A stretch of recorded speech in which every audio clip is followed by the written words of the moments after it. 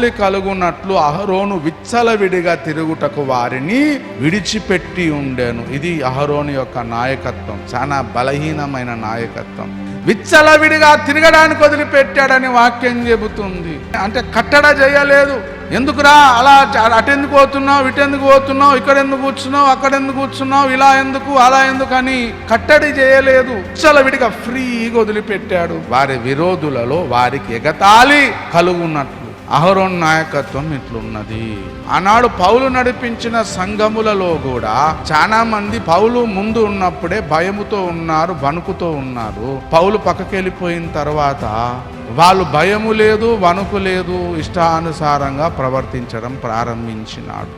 అందుకోసమే వారిని గద్దిస్తూ పత్రికలు రాయాల్సి వచ్చింది. గలితీలనైతే భయంకరంగా అంటాడు. ఏమంటాడు? మీరు ఇంత త్వరగా తొలగిపోవుట చూడగా నాకు ఆశ్చర్యం కలుగుతుంది అంటాడు. ఎంత మంచి విశ్వాసి అయినా రెప్పపాటు సమయంలో వాడు భ్రష్టుడైపోవచ్చు.